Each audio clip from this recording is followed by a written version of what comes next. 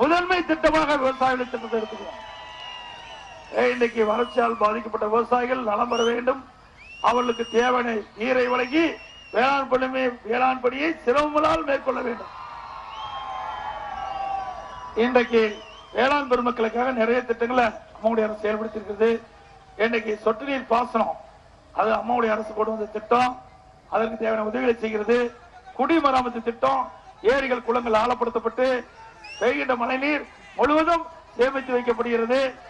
அதே போல இன்னைக்கு அம்மாவுடைய அரசு அங்கங்கே பெய்கின்ற மழை நீரை முழுவதும் சேமிப்பதற்கு தடுப்பணை, நான் சொன்னேன்ல 13 கோடி ரூபாயில தடுப்பணை கட்டிட்டு இருக்காங்க.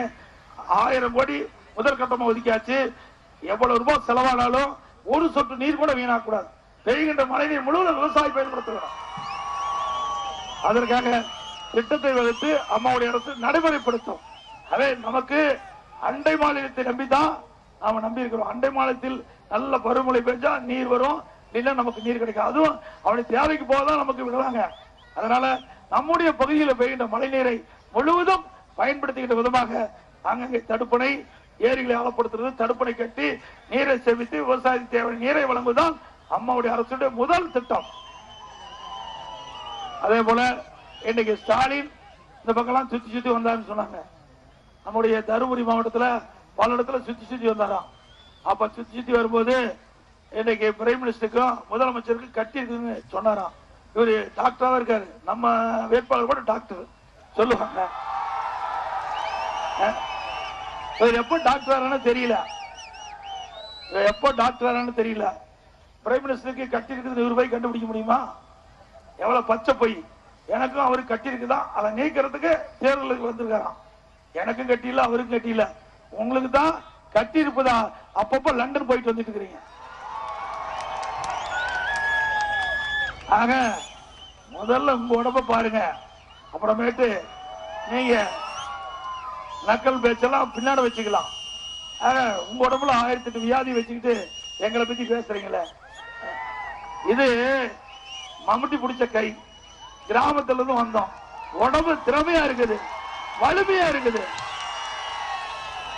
ஏன்னா கிராமத்துல நல்ல தண்ணி கிடைக்கும், நல்ல சாப்பாடு கிடைக்கும், உடல் நலமோட இருக்கிறோம்.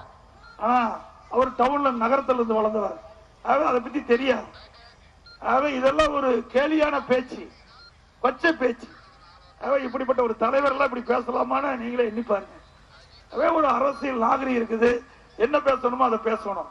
ஆக ஏதோ பேசி மக்களை குழப்பி ஏதாவது ஓட்டுகளை பெறுவதற்காக இவரு பேசுறாரு. அது அவருடைய தகுதிக்கு சரியில்லைன்னு நான் சொல்றேன். நீங்க இப்படி பேசினா நாங்களும் திருப்பி பேச வேண்டியது வரும். நாட்டுல இங்க இருக்கிற தொண்டர்களும் கூட்டணி கட்சி தலைவர்களுமே இவரை பேசி தகுந்த பதில கொடுப்பாங்க. அதே போல போற இடத்துல நம்முடைய கூட்டணி கட்சி தலைவர்களை பத்தி விமர்சனம் செய்யறது, ஏழை பத்தி பேசுறது, தரக்குறையா பேசுறது, இதெல்லாம் ஒரு தலைவருக்கு அழகா? இப்படிப்பட்ட தலைவர் நாட்டுக்கு வந்தா நாடு உருப்படியாமா? இன்னைக்கு பாலியல் குற்றச்சாட்டை பத்தி பேசுறாரு ஸ்டாலின். எங்க பார்த்தாலும் இதுதான் பேச்சு. கதை, வசனம், திரை, டைரக்ட் எல்லாம் அவருதான், தயாரிப்பு அவருதான். ஒரு கற்பனையான கதையை உருவாக்கி பேசிட்டு இருக்காரு. ஆக நாங்க ஏற்கனவே பல முறை பதில் சொல்லியாச்சு.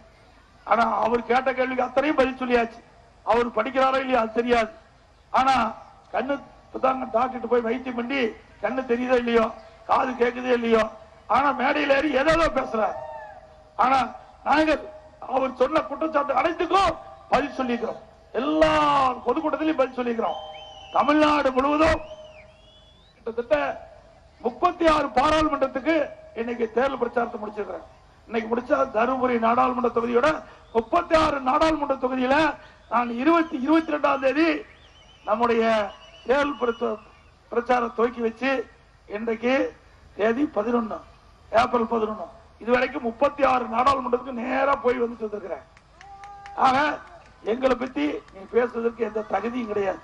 ஏன்னா நீங்க அவ்வளவு பெரிய தப்பு செஞ்சுட்டு எங்களை பத்தி பேசிட்டு இருக்கிறீங்களே, எங்களை பத்தி விமர்சனம் பண்ணிட்டு இருக்கிறீங்களே, கூட்டணி பத்தி விமர்சனம் பண்றதுக்கு என்ன தகுதி இருக்குது? நம்முடைய கூட்டணி ஒரு மெகா கூட்டணி அமைஞ்சு போச்சு. அவருக்கு பயம் வந்துடுது, அரண்டு மிரண்டு என்ன பேசுறதுன்னே பயத்துல பேசிட்டு இருக்க. அதான் இன்னைக்கு எல்லா இடத்துலயும் நாங்க சொல்றோம், நாங்க வந்தா என்னென்ன செய்வோம்னு சொல்றோம். ஏற்கனவே என்னென்ன செஞ்சிருக்குன்னு சொல்றோம். எங்கேயாவது ஸ்டாலின் போய் பேசுறாரு? எப்படி இந்த தருமபுரி மாவட்டத்தை சுற்றுப்பயணம் செஞ்சாருல, என்னுடைய கதை பத்தியே பேசிட்டு போயிருப்பார். அவன் என்ன எங்களையும் மரியாதைக்குரிய பாட்டாளி கட்சி நிறுவனர் தலைவர் ஐயா பத்தியும் நம்முடைய வெற்றி வேட்பாளர் பத்தியும் அவர் பேசுறீங்கன்னா தூக்கம் வராது. எங்களை பத்தி பேசலாம் அவருக்கு தூக்கம் வராது. தூங்கும் போது கூட எங்களை தான் நினைச்சு தூங்க நினைக்கிறேன். ஏன்னா தேர்தல் வந்துடுது. தேர்தல் என்ன சொன்னோம்னு சொன்னா தானே மக்கள் ஓட்டு போடுவாங்க.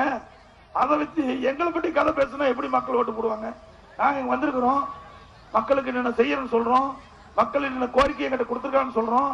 மரியாதைக்குரிய நம்முடைய வெற்றி வேட்பாளர் தருமபுரி நாடாளுமன்ற உறுப்பினர் என்ன கோரிக்கை நாங்க வச்சிருக்கிறோம், முதலமைச்சர் செய்வான்னு சொல்றோம். அவர் எப்படியாவது சொல்றாரா? அதை மட்டும் தேர்தல் அறிக்கை வெளியிட்டிருக்காரு. ஏற்கனவே தேர்தல் அறிக்கை வெளியிட்டார். நிலமற்ற விவசாயிக்கு நிலம் கொடுப்பதா சொன்னாரு. எத்தனை விவசாயி கொடுத்திருக்காரு? இந்த அரூர் சட்டமன்ற தொகுதியில எத்தனை விவசாயிக்கு நிலம் கொடுத்திருக்காரு? நிலத்தை புடுதா இருந்தா பரவாயில்ல.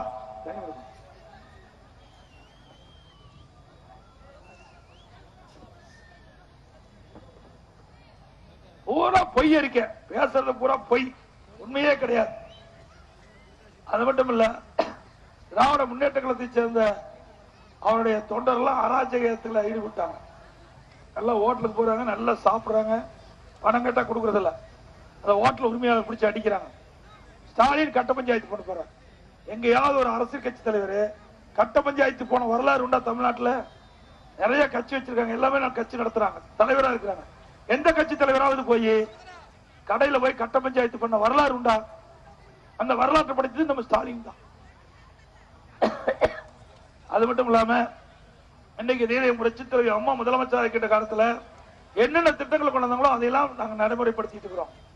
விவசாயிகளுக்கு என்னென்ன திட்டங்கள் கொண்டு வந்தாங்களோ அதையும் நடைமுறைப்படுத்திட்டு இருக்கிறோம். அதே போல எல்லா சாலைகளும் சிறப்பான சாலை அமைச்சு கொடுத்துருக்கோம். நெடுஞ்சாலைத்துறையில பாருங்க, தமிழ்நாடு முழுவதும் இந்த அரூர் சட்டமன்ற தொகுதி மட்டும் இல்ல, எல்லா இடத்துலயுமே சிறப்பான சாலை அமைச்சு கொடுத்துருக்கோம். அதே போல இளைஞர்களுக்கு வேலைவாய்ப்பு உருவாக்கி தர வேண்டும். அந்த இளைஞர்களுக்கு வேலைவாய்ப்பு உருவாக்குவதற்காக சென்னையில தொழில் முதலீட்டார் மாநாட்டு நடத்தணும். 3,431 கோடி ரூபாய் தொழில் முதலீடு செய்ய முன் வந்திருக்கிறாங்க. 304 புரிந்துணர்வு ஒப்பந்தம் போடப்பட்டு 304 தொழிற்சாலை தமிழ்நாட்டுக்கு வர இருக்குது. அப்படி 304 தொழிற்சாலை வரும்போது படித்த இளைஞர்களுக்கு 5 லட்சம் பேருக்கு நேரடியாக வேலை கிடைக்கும், மறைமுகமா 5 லட்சம் பேர் கிடைக்கும். ஆக 10 லட்சம் பேருக்கு வேலைவாய்ப்பு உருவாக்கி தந்த அரசு எங்களுடைய அரசு. இதெல்லாம் சாதனை இல்லையா? அது மட்டும் இல்ல, தடையெல்லாம் மின்சாரம் கொடுக்கிறோம். திமுக ஆட்சியில 2006 இருந்து 2011 வரைக்கும் 9000 மெகாவாட் தான் நமக்கு தேவை. அப்பவே கடுமையான மின்வெட்டு. அம்மாவில் எடுத்த நடவடிக்கையின் காரணமாக தடையெல்லாம் மின்சாரத்தை கொடுக்கிறோம். இன்னைக்கு அம்மாவுடைய அரசு 16,000 மெகாவாட் தேவை. தமிழ்நாட்டுக்கு தேவைப்படுகின்ற மின்சாரத்துடைய அளவு 16,000 மெகாவாட். இப்ப 16,000 மெகாவாட்டை உற்பத்தி செஞ்சு தடையெல்லாம் மின்சாரத்தை கொடுக்கிறோம். மின்மிகை மாநிலமா இருக்குது. திமுக காலத்துல கொடுக்கப்பட்ட மின்சாரத்தை விட 6,500 மெகாவாட் அதிகமா மின்சாரத்தை உற்பத்தி செஞ்சு நாட்டு மக்களுக்கு வழங்கிட்டு இருக்கிறோம். அதிகமா மின்சாரத்தை உற்பத்தி செஞ்சதால மத்திய அரசு விருது கொடுத்திருக்குது. எல்லா துறையிலும் விருது வாங்கி இருக்கிறோம். வேளாண்மை துறையில் விருது, மக்கள் நல்வாழ்வுத்துறையில் விருது, அதே போல கல்வித்துறையில் விருது, போக்குவரத்து துறையில் விருது, மின்சாரத்துறையில் விருது, உள்ளாட்சி துறையில் விருது. இப்படி இந்தியாவிலேயே அதிகமா விருது பெற்ற மாநிலம் தமிழ்நாடு. ஆனா ஸ்டாலின் மட்டும் தமிழ்நாட்டில் நிர்வாகம் இல்லைன்னு சொல்றாரு. இவ்வளவு விருது சும்மாவே கொடுப்பாங்க? கஷ்டப்பட்டு நிர்வாகம் பண்ண காரணத்தால மத்திய அரசு விருது கொடுத்திருக்குது. அதே தமிழகத்தில் சட்டம் ஒழுங்கு பேணி காக்கப்படுகிறது. இந்தியாவிலே சட்டம் ஒழுங்கு பேணி காக்கப்படுகிற முதல் மாநிலம் தமிழ்நாடு தான். அதுவும் நாம தான் முன்னிலை இருக்கிறோம். எல்லா துறையும் முன்னிலை இருக்குது. நாடு வளம்பெற மத்தியிலே திறமையான ஆட்சி வர, நிலையான ஆட்சி வர வாக்களிப்பீர். நம்முடைய நாடாளுமன்ற வெற்றி வேட்பாளர்களுக்கு மாம்பழ சின்னத்திலே வாக்களிப்பீர். நம்முடைய சின்னம் கூட்டணி சின்னம் மாம்பழ சின்னம். இன்றைய தினம் அனைத்து இந்திய அண்ணா திராவிட முன்னேற்ற கழகமும் பாட்டாளி மக்கள் கட்சியும் நம்முடைய கூட்டணி கட்சியில் இடம்பெற்றுகின்ற அத்தனை கட்சியுமே வாக்கு வங்கியுள்ள கட்சிகள், மக்கள் செல்வாக்குள்ள கட்சிகள். அதனால இந்த தேர்தலில் தருமபுரி நாடாளுமன்ற வேட்பாளர் தமிழகத்திலே அதிக வாக்கு வித்தியாசத்தில் வெற்றி பெற்ற வேட்பாளர் என்ற சூழ்நிலை உருவாக்கி தாருங்கள். அப்பதான் நமக்கு பெருமை. இவ்வளவு பெரிய கட்சி ஒன்னா சேர்ந்து தமிழ்நாடு நம்ம சரியா வேலை செய்யலாம் அர்த்தம். ஆகவே அதிமுக நம்முடைய பாட்டாளி மக்கள் கட்சி, பாரதிய ஜனதா, தேமுதிக, புதிய தமிழ் மாநில காங்கிரஸ், புதிய தமிழ் நிறைய கட்சி இணைஞ்சிருக்குது. இத்தனை கட்சி வாக்குறுதி உள்ள கட்சிகள். நம்முடைய திறமைய வலிமைய தேர்தலில் காட்ட வேணும். இனி எதிர்காலத்தில் நம்முடைய கூட்டணி எதிர்க்கின்ற சக்தி இந்த கட்சிக்கு இல்லை என்பதை இந்த தேர்தல் மூலமாக நிரூபித்து காட்டுங்கள் என்று சொல்லி, அதே போல துரோகிகளுக்கு தகுந்த பாடம் புகட்டுவதாக நம்முடைய வெற்றி வேட்பாளர் அறிவிச்சவர் சம்பத்குமார் அவர்களுக்கு 2 லட்சத்தில் வாக்களிங்க. அவரை வெற்றி பெற செஞ்சு நம்முடைய வெற்றி வேட்பாளரை ஏற்று நிற்கின்ற வேட்பாளருக்கு டெபாசிட் இழக்க செய்யுங்கள் என்று சொல்லி